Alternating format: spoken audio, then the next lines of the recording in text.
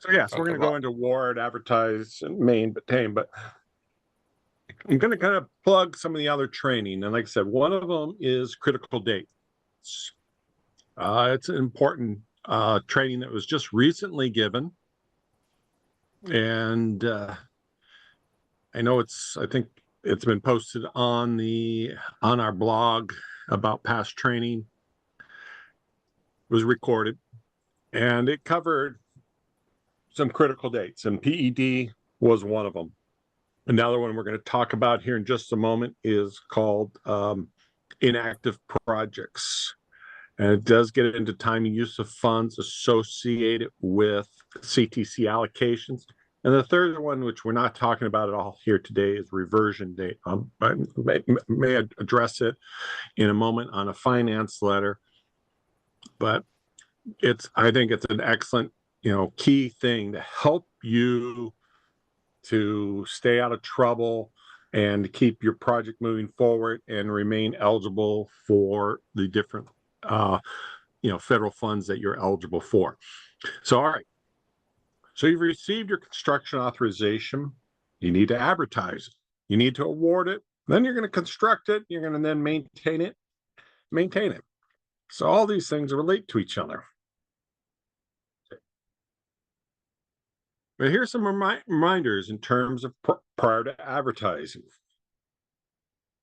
Caltrans has approved the NEPA document and accepted the right-of-way cert and has received a PS&E package. And most importantly, FHWA has authorized the construction before you advertise. Again, advertising before authorizing the project is a fatal flaw. Construction is no longer federally eligible. The bid opening, as discussed, is included part of the LAPM 15A. It is done in a public forum. No late bids are accepted and no negotiations with contractors before award. The award of the project is to go to the lowest responsive and responsible bidder. A responsive bidder is one that meets all the requirements of the advertisement and proposal, meaning that all bid-related paperwork or electronic forms are completed and signed. Responsive bidder is a little bit more trickier. There's one who is physically organized and equipped with the financial ability to undertake the contract. So they have to be able to financially do it. They must be, such that they are capable to do that type of work. They are not one that is suspended or debarred, and whose business ethics have not been otherwise determined to be inadequate. Again, these are little vague as to what it is. Always people ask, well, can I reject a bidder because I don't like them? The answer to that is typically no. Past experiences could be, past performances could be evidence by failure to meet a local agency's qualification requirements. The local agency is responsible to verify that sufficient funds have been committed to the project, both federal and matching, before awarding the project. And the local agency will also be required to submit that award package within 60 days or with the first construction invoice, whichever comes first.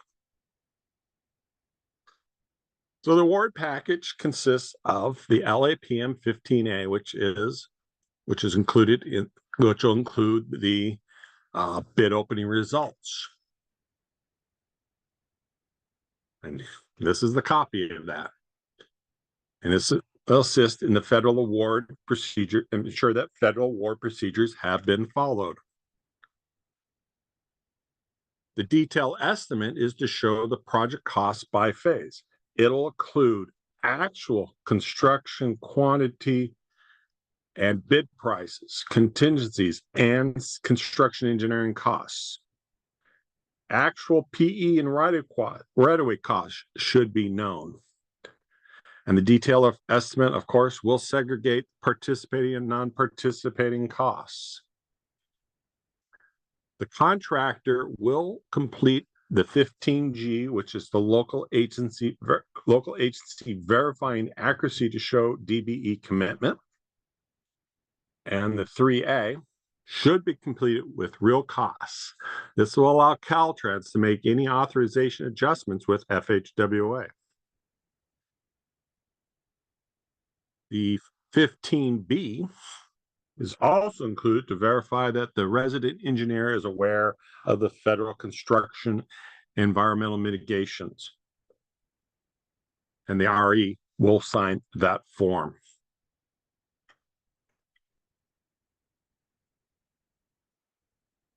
Maintaining project records is a must for each federal aid project. These records must support the adequacy of this field supervision, inspection and testing, conformance to contract specifications, and payments to the contractor. Generally, whenever the local agency is unable to produce a requested record, it must be assumed by the reviewing personnel that the required action never was performed. So if you are audited and unable to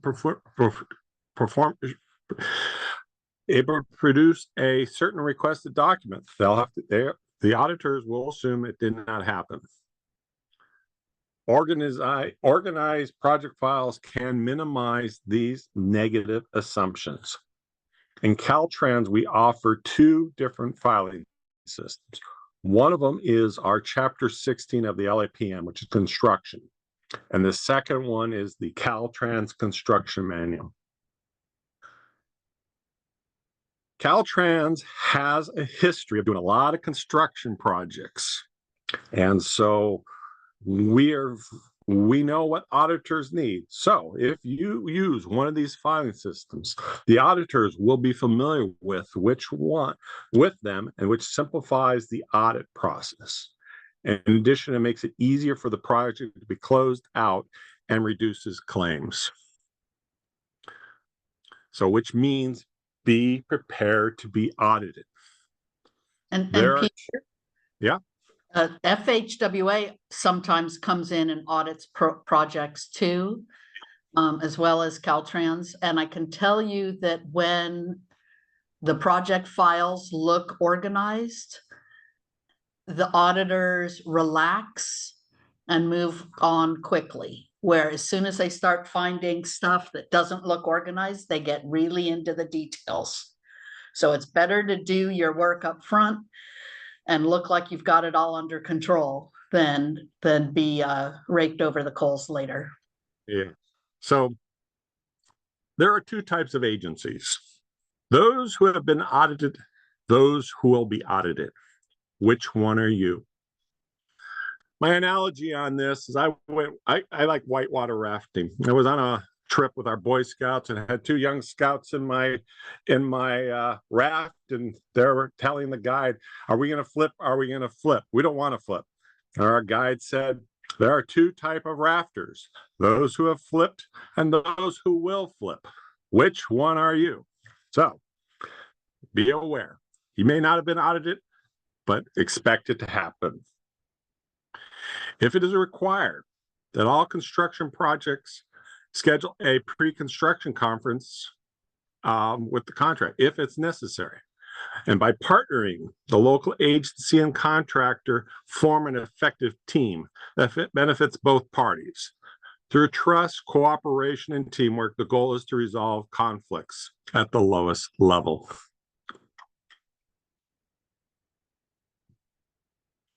A project is not complete until all the paperwork is finalized and approved by the DLE. The final report of expenditures serves to document completion of construction, environmental mitigation measures, and acceptance of project by the local agency. An FHWA will issue a final voucher. The DLA will review the job site and verify that the project was constructed in accordance with the scope and description of the project authorized. Final report of expenditures must be submitted within 6 months of project completion or completion of the last federally reimbursable phase if no federal funds are authorized for constructions. And sanctions may be imposed on agencies who fail to comply.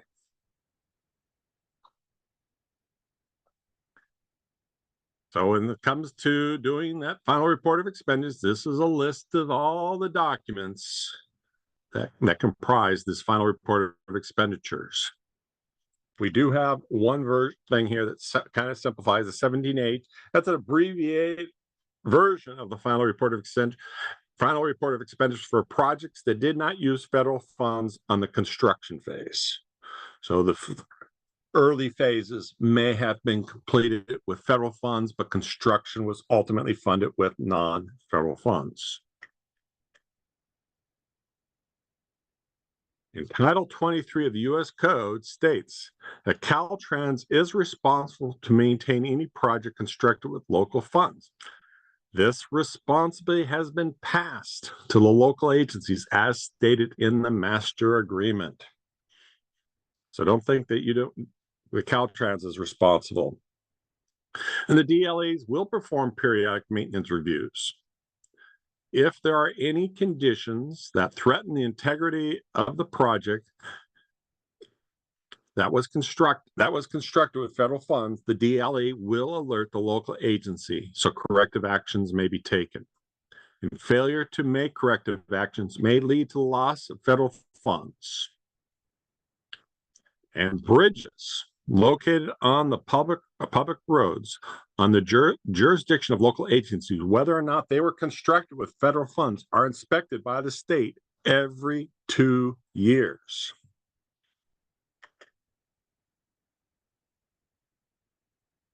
See, we have some questions.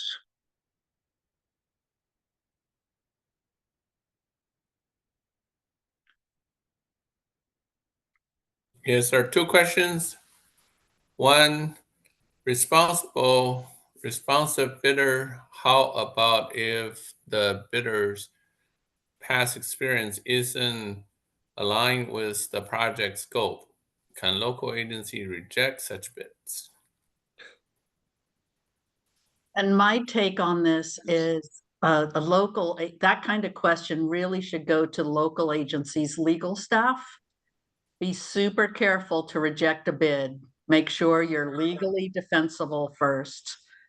Caltrans can't really advise you specifically on rejecting bids or not. But for instance, if you have a contractor who's done a bid to install guardrail, but they have no history of ever doing guardrail before, and they do a totally different work, then, that may be an appropriate way, but you're going to need to lean on your legal staff for that. A good example would be is a paving contractor all of a sudden puts a bid in on a bridge project. Totally different type of construction work. Do they have any history of doing bridge work? Maybe, maybe not. Like I said, yes, it is a gray area, and I'm going to emphasize gray because if you do reject it, a good possibility they will challenge that they were passed over. So there's a follow-up question said, we had a building contractor bid on a paving project and they were the lowest bidder. I can't absolutely advise anything because there's probably a little bit more details than what is just saying they're a building contractor. If they just build houses and all of a sudden when they do a paving project, again, You know, it's, do they have the equipment to do the work? I mean, there's specialized equipment that needs to be in their possession to do some of this work. Do they have it? So there's, like I said, you're giving indications as to possible ways to say, to reject them. But like I said, you got to be very careful. Next question. During the award phase, do required documents, forms go back to our DLAE? Yes, everything will go to the DLA, and the DLA will be responsible to distribute them as necessary. All right. So I guess All right. we can Okay, go let's back. So, so I'm going to cover some basic information required to obtain reimbursement for local agencies. This also includes, we're going to be talking about invoicing, but we're also going to talk about preparation. But we're going to talk about deficiencies and sanctions first. So deficiencies. From an audit, potential findings may be identified as deficiencies or errors that may lead to loss of federal funds, depending on the severity and circumstances. Procedural deficiencies are minor, where an agency failed to fully follow the LAPM standards. Major deficiencies are process errors that violate federal or state law. These errors must be corrected to prevent loss of funds. And unrecoverable deficiencies are errors that cannot be corrected and violate federal code. And sanctions are dependent upon the severity of the audit finding.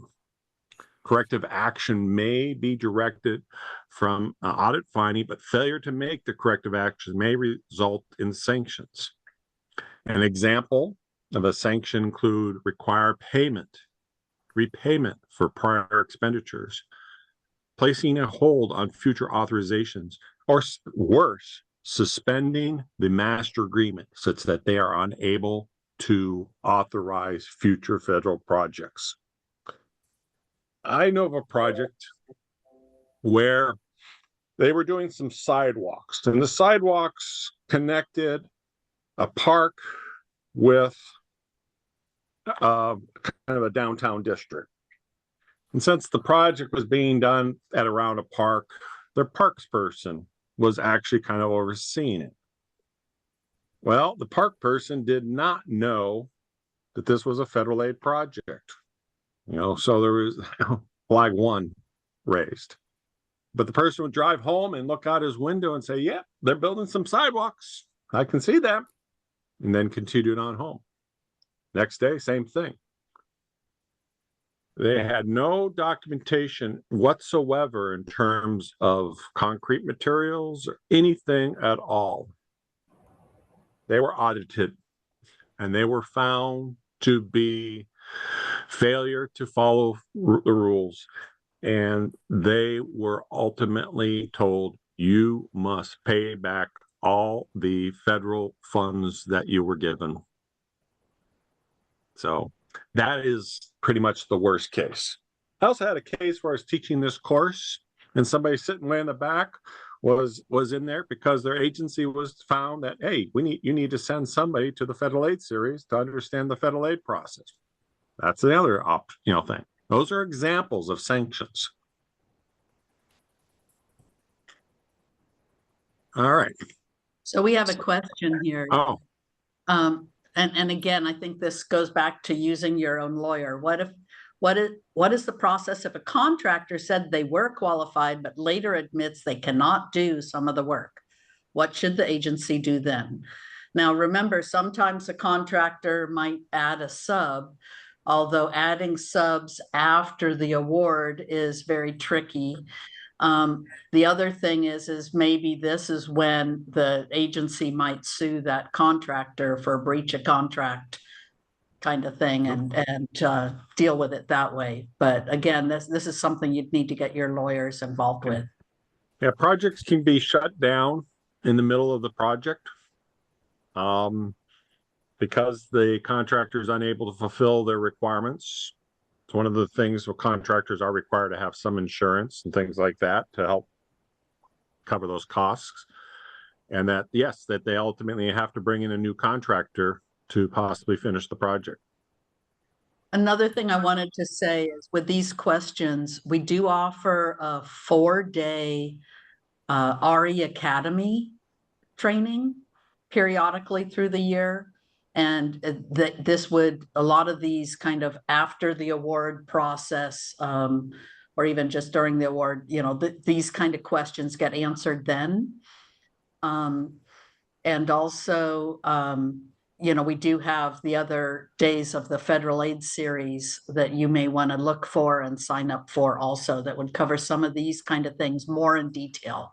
We're just barely touching the surface today. Yeah. In fact, they just did the RE Academy last week.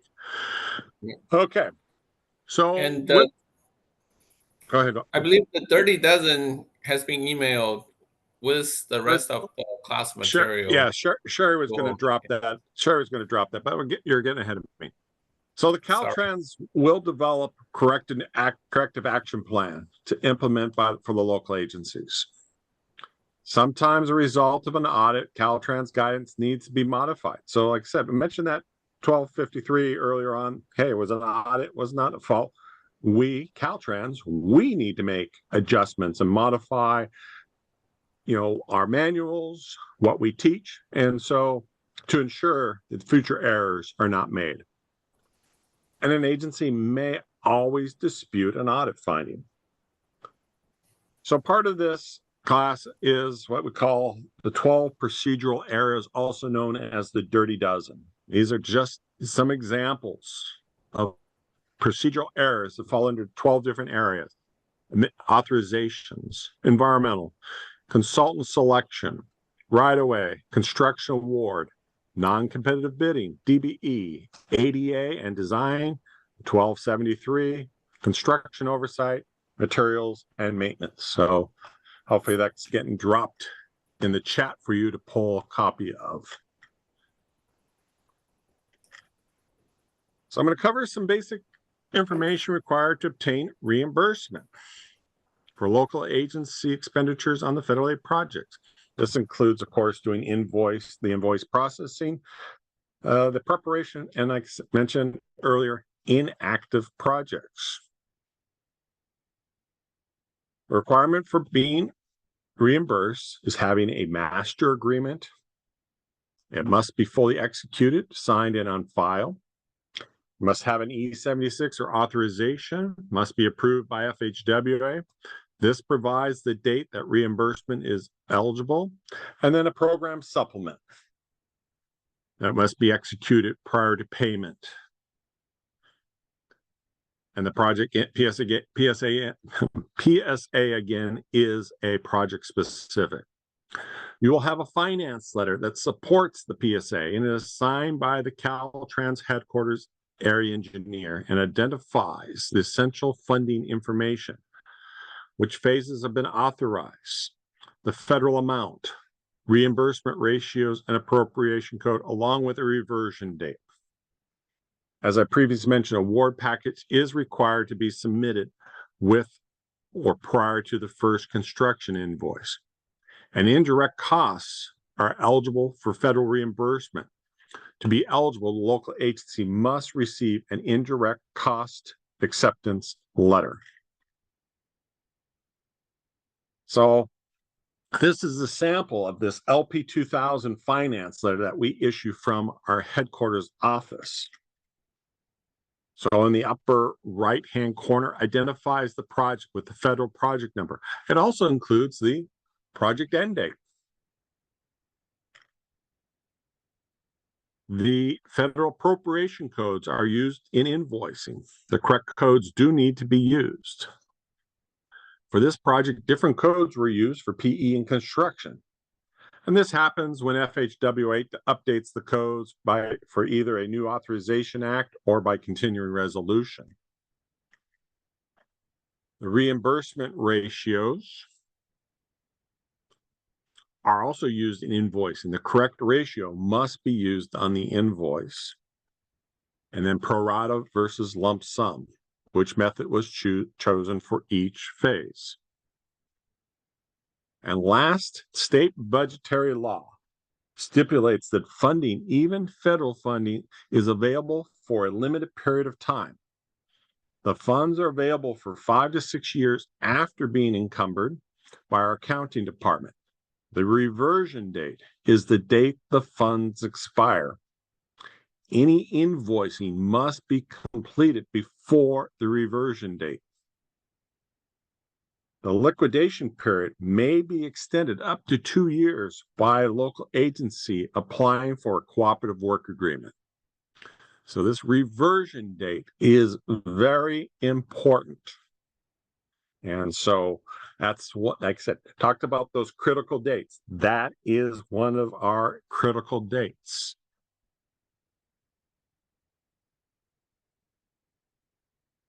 In preparing an invoice, the local agency will submit the LAPM 5A, a local agency invoice. The process of invoicing was simplified several years ago by allowing local agencies to submit an invoice checklist and billing summaries. Invoicing is done by project phase, but a single invoice may cover multiple phases. Since we have gone to a simplified invoicing process, supporting documentation is no longer required to be submitted with each invoice. The billing summary is used in their place. The supporting documentations do need to be retained for the 3 years after project completion. And final invoice needs to be submitted with the final report of expenditures. If any funds are going to lapse, on June 30th, that reversion date, the invoice needs to be submitted to the DLE by April 1st of that year to ensure the invoice can be paid. Again, that payment of that invoice has to occur before June 30th. And one reason for an invoice to be rejected is failure to follow the required format laid out in Chapter 5 of our LAPM. Again, we show that this circular relationship between work being performed and invoicing and payment. It is the responsibility of the local agency to only seek reimbursement after work has been completed and paid. Only then can Caltrans pay the local agency, and then FHWA will reimburse Caltrans. The local agency must submit an original invoice plus 2 copies. Only 1 copy of the billing summaries is required. And per the master agreement, the DLA will invoicing policy requires the local agency to submit an invoice at least once every 6 months from the initial authorization date. Progress invoices may not be submitted more than once a month, unless agreed upon, to avoid the project from going inactive or removing it from the inactive. So we can do that less. So we want no more than once, but occasionally we have to ask for more to remove it from an inactive list. And the Prompt Payment Act allows for 60 days of processing time before interest is paid. And the times we show here are just estimates, how long it takes for an invoice to be processed. If Caltrans does offer electronic fund transfer to reduce the processing time at the state controller's office from 15 days to actually 4 to 6 days. And then Caltrans will retain 2% or $40,000, whichever is greater, on construction invoicing. And these funds will be released with the final invoice. So Peter, just Yes. a comment. The original plus 2 copies, we are now accepting electronic copies of the invoice and checklist. Often we're not requiring hard copies. So in that case, you don't need to do the 2 copies. 2 copies. Okay. Thank you. And we have a couple questions when you're ready on Go invoices. ahead. Let's do with the questions. Okay, so to be clear, did you say the contractor invoice does not need to be included when the agency submitted invoice? No, And we that- don't. No, Yeah, that's correct. The contractor's invoice would be supporting documentation. So if the billing summary for construction will actually be kind of like a breakdown of the estimate, and there will be, line items to say, okay, we've got concrete. We have X number of cubic yards of concrete for this amount of money. And so as it's paid, they'll show on the billing summary that we've invoiced for 20% of our concrete in that billing summary. So that will cover the contractor's expenses. So do we need to I'm sorry, reading the next question myself. Do you still need to invoice if no federal funds were spent? Okay. We don't submit invoices for $0. But what's happening, and I'm getting ahead of myself here about inactivity. And so bear with me. We'll talk about that here in a moment. And headquarters is asking for all supporting documents when invoicing. Headquarters, that'd be accounting. It's asking for all supporting documents when we invoice. So I can't answer anything about that. They're just a statement there. So in our case, the agency submits their invoice and supporting documents, which is a summary, billing Right. summary, to their district local assistance engineer team. They review it, they'll check and make sure it's complete. And then the district sends it on to headquarters accounting for the accounting review to be done. And then accounting will send it to the state controller's office for either a check to be printed and mailed or for an electronic funds transfer. So the agency's not submitting anything directly to headquarters. They submit to their district. Right. I'm not sure what Evelyn is asking there. So Evelyn could possibly clarify what her comment is there. We'll try to deal with it, answer it. All right.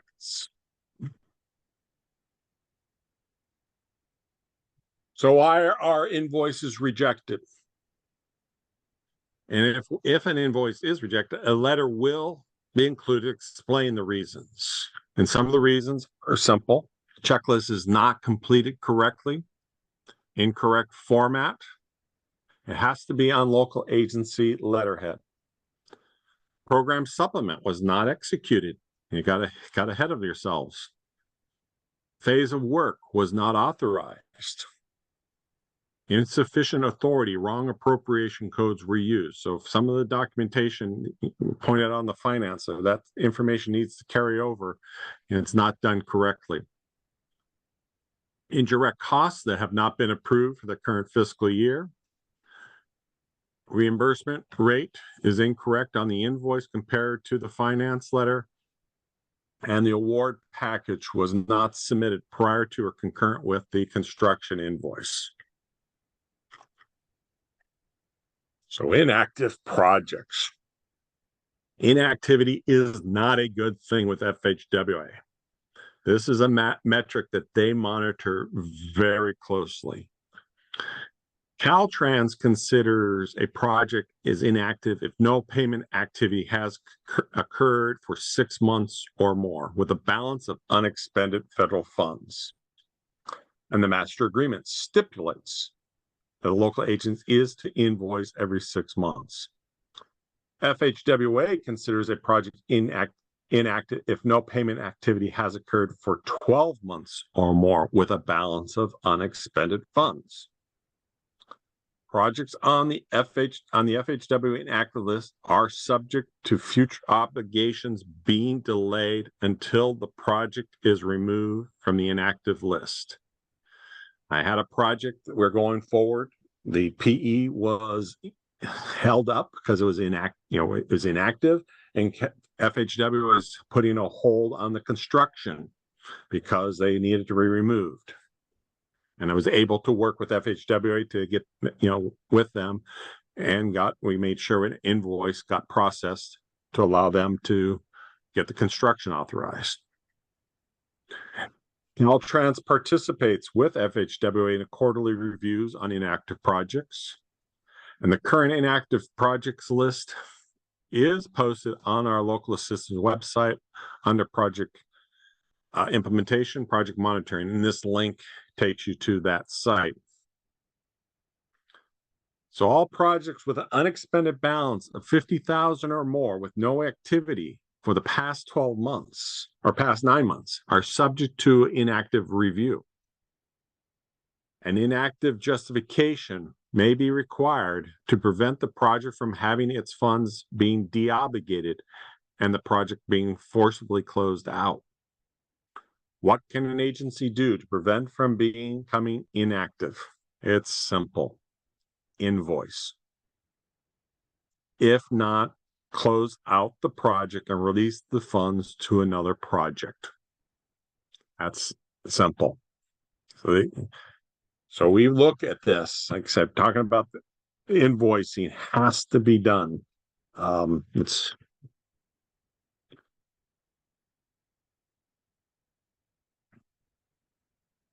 looking at the question from Evelyn.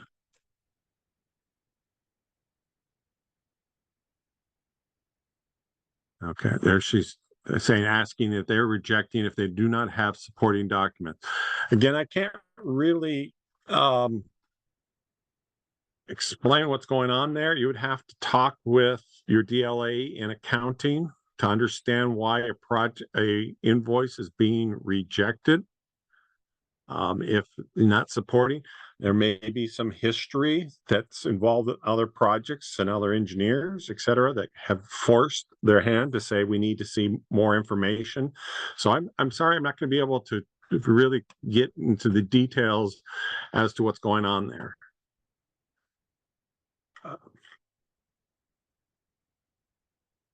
So our key points here are the LAPM Chapter 5.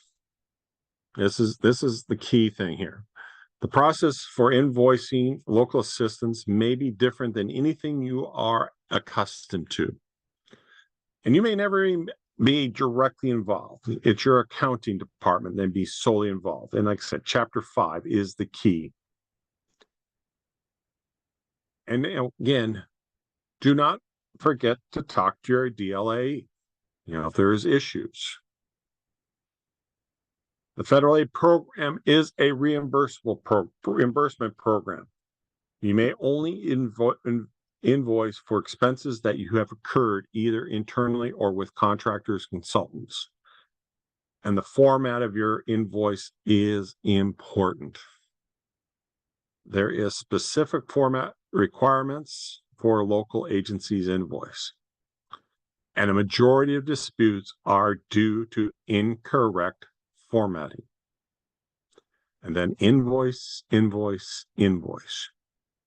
You have performed all this hard work up front for federal funds. So now actually get them. By invoicing, you avoid inactivity. And this demonstrates your ability to properly administer federally funded projects and set you up for future funding. There's going to be a lot of dialogue here. In the world of delivery of our projects, we work on a federal fiscal year starting October 1, ends in September 30th.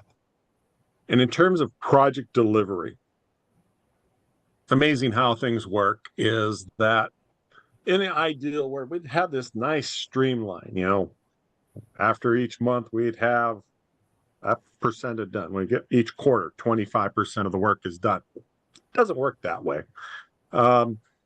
We start off the federal fiscal year very slow in terms of the number of federal aid projects we actually get submitted. And as it show here, literally 50% of our work ends up in the last quarter of the fiscal year. And that month of September actually is only half a month because we have to have everything to FHWA. They have to prove it, and then they have to reconcile their books to shut things down before September 30th. So we lose that. But what I want to talk about here is two things: obligation authority and apportionments. So obligation authority, that is the total amount of funds that we, California, receive each year. It is just a blanket number. It's kind of this umbrella that oversees, says, California, we're going to give you your obligation authority for this year is going to be $1.3 billion. And that's what we work towards, is delivering $1.3 billion worth of project on a year by year, or each year, the number is different, but that's our goal, is to deliver that full amount. And we've been very successful, thanks to you, the local agencies. You bring the projects to us. We don't deliver, we don't create the projects, you do. And so we helps fund. So under the OA, this umbrella, are individual apportionments. These are the color of monies. I've been talking about the different federal programs, talked about the STP, we talked about CMAQ, and so each of these have apportionments. So we have a pot of money for each of these. And that's what agencies program their FTIP to, is these apportionment levels. So when we talk about financial constraints, that's what we're talking about. Here's the trick. Here's a little bit of an issue. In the ideal world, if you added all those pots of money up, you would equal our obligation authority. It doesn't work that way. The obligation authority typically is in the low 90% of that. So 92 to 94%. What I'm getting to tell you is, if every project were to be delivered, we do not have the OA to deliver every single project that could be programmed, or that is programmed. There is built-in failure. So we do expect projects to fail. The apportionments do carry over from one year to the next. So if some money doesn't get used this year, it is available for next year. So a question was posted here about, well, if I cancel and close out my project, can I guarantee that I'll get funded? No, I can't guarantee that. But what can we typically do is that during the fiscal year, up to May 1st, any project that is programmed, we guarantee the funding for those projects up to May 1st. So if you are in the FTIP, we're pretty much guaranteeing you to be funded as of May 1st. After May 1st, those guarantees go away. If your region is slow in delivery, another region that is more advanced in terms of delivery may take some of your obligation authority away from you. I'm going to tell you, MTC is notoriously good about delivering projects because they have deadlines they put onto their local agencies. You need to get your authorization request into Caltrans by like February 1st, somewhere around that time period. And the agencies know that, yes, they need to work towards that. Do they all get in there by February? Not necessarily, but we do get MTC in. So they're delivering a high percentage of the funds they have. So come May 1st, and it's a kind of a, first come, first serve. Then another thing that happens in the month of August, I've been talking about, call it formula OA. These are funds that come to us by formula, STP, CMAQ. They come to us by formula. But there are some discretionary programs that are out there that, you know, that by discretionary by definition are, there's no rhyme or reason. There are projects that come through various processes where there's an application and they do not all get delivered when they think they're going to get delivered.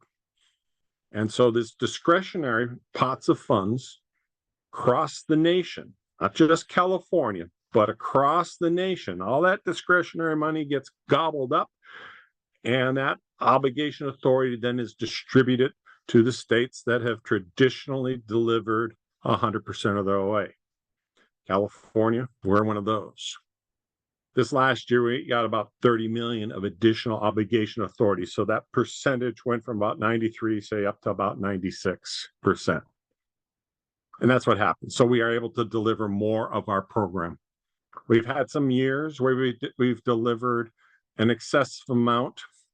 In fact, in my entire career within Caltrans, I know we've gone over our OA actually over 100% because of August redistribution. We were able to get more money. Those are rare. Like I said, 2 times out of my career that when I was dealing with funding, that's over 30 years of my work experience of working with on transportation financing. So my recommendation to you, how do you guarantee the funding of your project? And that is deliver the project as early as possible in the fiscal year. Now, you don't have to deliver it in October. You know, you have a little bit of time, but deliver it as early as possible. That way, you know the funding will be there. If you start waiting, then you're, like I said, you're going to start competing against other projects across the state that could possibly bump you out of getting your funds authorized this fiscal year. With that, one, don't obligate too early. We do not want your project, just because you got your obligation, if you're not ready to go with it, and that project's going to sit and you're not going to invoice, it's going to come inactive. And we do not want that. We want you to get it obligated, authorized, and proceed forward. So that's kind of what I want to talk about on this screen here, is that it is a limited resource. Well, our obligation authority is a limited resource, and we do want it to go to the projects that will use the funds. And so by putting on projects that don't go anywhere, that become inactive. And one of the arguments to go on there is people, I'm going to go kind of the politician. You know, people talk about, we need more money for infrastructure. Well, if the funds are not being expended, it's hard to argue that case that we need more money when projects are sitting, you know, we have these projects that are inactive. Now, they may be active projects, but the only way FHWA has to ensure a project is moving forward is to see that they're being invoiced. So that's the only method of actually seeing how projects are. So get it in early, or get it in as early as possible in the fiscal year, and make sure you work on the project and you do invoice properly. And that is 80% of issues we here in Caltrans deal with, or inactivity. And then, of course, the other critical date of project end date. Make sure your project end date really reflects your project appropriately, and monitor them. Monitor your project end date. With that, I got one last fun little quote. So I started out with a quote, and I'm going to end a quote from somebody my wife knows well. A well-raked leaf is raked only once.